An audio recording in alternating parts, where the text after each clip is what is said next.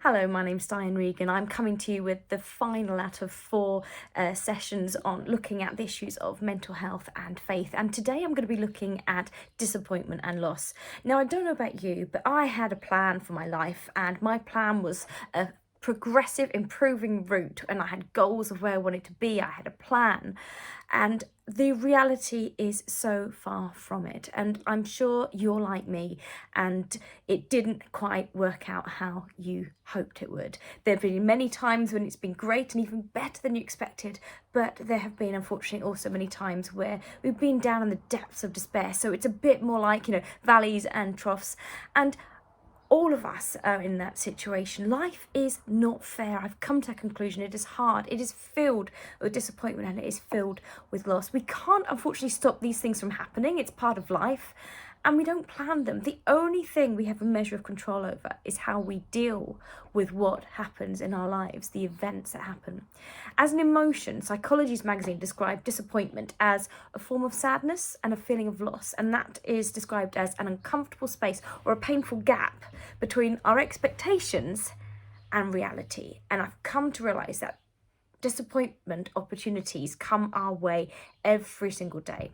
And if we're expecting them and understand and realise that the only way we can cope well with them is knowing that we have only got the control of how we respond to them. Rob Parsons is the founder of the charity Care for Family, and he suggests that in order to live well with disappointments, we need to be prepared in life for three areas of disappointment. Number one, disappointment with others. Number two, disappointment with ourselves. And disappointment with God. So there will be disappointments with others. People will let you down. And I tell my children, I have 4 children, every day I will let you down. Not because I don't love them, but because I'm human. Understanding disappointment with ourselves. This is particularly important if we are somebody who has high expectations of ourselves, and then we feel like we've messed up, and then we feel like giving up. So again, disappointed with ourselves. And thirdly, hardest of all, is being able to cope with having disappointment with God. When that job you prayed for didn't happen, when that prayer for healing wasn't answered, when a loved one dies, when a pandemic comes and changes our whole world. We've lost so much: jobs, people, friendships, opportunities, finances, security, identity, plans, hopes, dreams. Our world is filled with disappointment and loss at the moment. These things will continue to happen, unfortunately, but it doesn't mean God isn't there. It doesn't mean God doesn't care. It doesn't mean he is not in control, caring for us and loving us. Remember Joseph in Genesis? I needed reminding of this story regularly, particularly when my plans do not go my way. So how do we live well in times of disappointment and loss? It's important to remember that it's okay not to be okay. In times of disappointment and loss, give yourselves time and be kind to yourself. Self-compassion is really important. The NHS website provides some advice when it comes to loss, and it tells you these steps. Allow yourself to feel sad. It's a healthy part of the grieving process, and grief is what we are going through.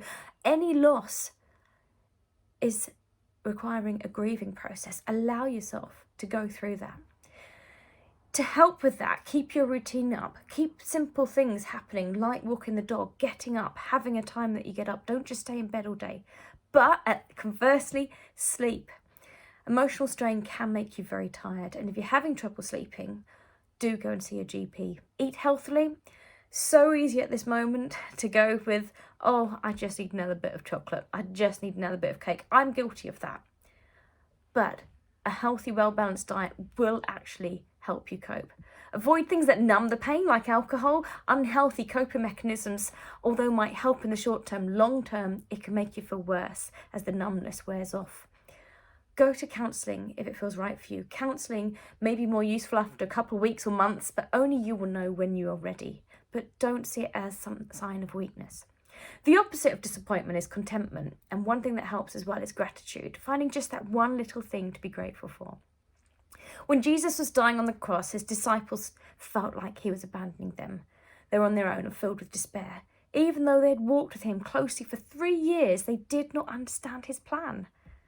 It appeared as though he had left them, and all hopes for restoration, peace, justice, and future hope had died. But his plan and desire was and still is to love and be with us all.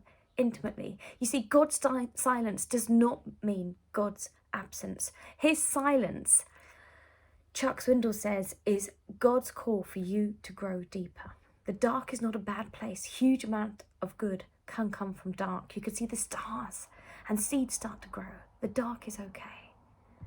So I'll leave you with 2 Corinthians 4:16-18.